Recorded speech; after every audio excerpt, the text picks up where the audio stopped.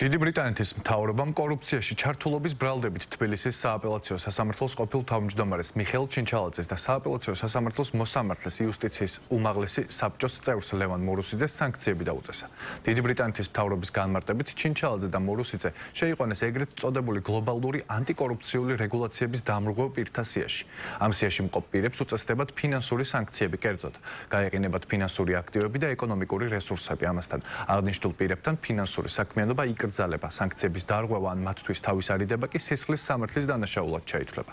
დიდი ბრიტანეთის მთავრობის მიერ გამოქვეყნებულ ინფორმაციაში ნათქვამია, რომ არსებობს გონივრული საფუძველი ვივარაუდოთ, რომ მიხეილ ჩინჩალაძე და ლევან მორუსიძე არიან ან იყვნენ ჩართულები სერიოზულ კორუფციაში და არასათანადოდ გამოიყენეს თავიანთი გავლენები. ჩვენ სამწუხაროდ არაერთხელ გვიხილავს აბსოლუტურად უარგუმენტოდ მიღებული გადაწყვეტილებები სხვადასხვა თანამდებობის პირის დასანქცირებასთან დაკავშირებით, მათ შორის მოსამართლეებთან დაკავშირებით და ეს შემთხვევაც ასევე სამწუხაროდ არ არის გამონაკლისი, როდესაც აბსოლუტურად უარგუმენტოდ რაღაც ეჭვების დონეზე შეიძლება რომ მიიღოს ხელისუფლებამ გადაწყვეტილება საქართველოში მოსამართლეების დასანქცირებასთან დაკავშირებით. ერთის მხრივ, რა თქმა უნდა, ეს არის შეურაცხყოფა იმის დადასტურება, რომ აი ეს გახლავთ ბატონებო გლობალური ომის პარტია, იგივე Deep State, რომელიც სხვათა შორის ამერიკის პრეზიდენტს და მის ადმინისტრაციას ებრძვის გაცხადებულად და სამწუხაროდ რა გასაკვირია, რომ საქართველოშიც იბრძოდეს იმისთვის, რომ აქ შემოიტანოს არეულობა, ზეწოლა და ეს სანქციები ამის დადასტურებაა სწორედ. მეორეს მხრივ შეიძლება ითქვას, რომ ეს ისეთი არგუმენტია, რომელსაც ალბათ სკოლის მოსწავლეც კი არ დაიჯერებს, რომ რაღაცა ეჭვებზე საუბრობ და მხოლოდ ეჭვის საფუძველზე შეგიძლია შენ, რომ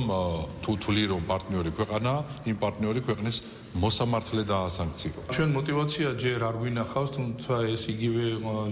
პროცესის ნაწილია, რომელიც მანამდეც იყო, თუნდაც იგივე სხვა სახელმწიფოების მხრიდან, როცა მოსამართლეებზე იქნა დაკისრებული სანქციები ყოველგვარი ახსნა განმარტების გარეშე და რაც თქმა უნდა, ესეც არის იმ პროცესის ნაწილი, რომელიც ისახავს მიზნად ჩვენი ქვეყნის საერთაშორისო იმიჯის დისკრედიტაციას და რაც ყველაზე მთავარია, აძლევს საშუალებას ადგილზე ოპოზიციას გამოიყენოს ასეთი გადაწყვეტილებები საკუთარი პოლიტიკური და ვიწრო პარტიული მიზნებისთვის, რა თქმა უნდა, ეს საკითხი არის გასარკვევი და უნდა ვიცოდეთ რა მიზეზის გამო იქნა ასეთი გადაწყვეტილებები მიღებული, თუმცა როგორც წინა შემთხვევაში ვერ მოვისმინეთ ჩვენ ახსნა განმარტება, რა იყო ამის მიზეზი, ალბათ ასე იქნება ამ კონკრეტულ შემთხვევაში.